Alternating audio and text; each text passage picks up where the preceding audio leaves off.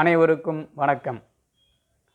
ஒரு நிமிடம் ஒரு ஆன்மீகம் என்ற நிகழ்ச்சியில் உங்களை சந்திப்பதில் பெரிதும் மகிழ்ச்சி அடைகிறேன். இன்று நாம் பார்க்க இருப்பது கண்ணன் கருணை என்ற தலைப்பில் பார்க்க இருக்கிறோம். திரௌபதி, மகாபாரதத்தில் உள்ள திரௌபதிக்கு ரொம்ப கர்வம்.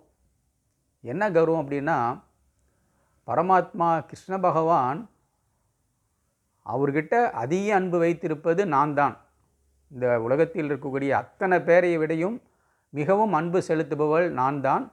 அதே போல் கிருஷ்ண பரமாத்மா யார்கிட்ட அதிக அன்பு செலுத்துகிறாருன்னா அது என் மேலே தான் அதிக அன்பு செலுத்துகிறாரு அப்படிங்கிறது கொஞ்சம் ரொம்ப கர்வமாக இருக்காங்க அவங்க.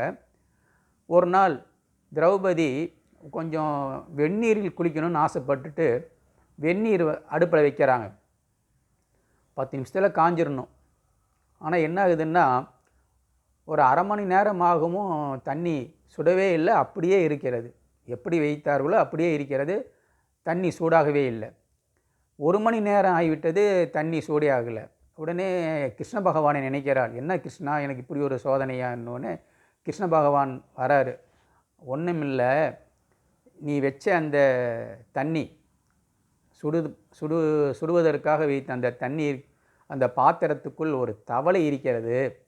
அந்த தவளை என்னை பரிபூர்ணமாக வணங்கக்கூடிய ஒரு தவளையாகும்.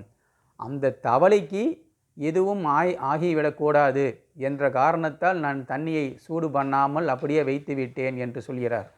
அப்பொழுது தான் திரௌபதிக்கு தெரிகிறது, கண்ண பகவான் நம்மிடம் மட்டும் அன்பு இல்லை, இதுபோல் விலங்கினத்துக்கிட்டையும் இவ்வளவு அன்பாக இருக்காங்க அப்படின்னு சொல்லி தன்னுடைய கர்வம் அன்று ஒளிந்தது என்று கூறி இந்த நிகழ்ச்சியை இந்த அளவில் நிறைவு செய்கிறேன். நன்றி, வணக்கம்.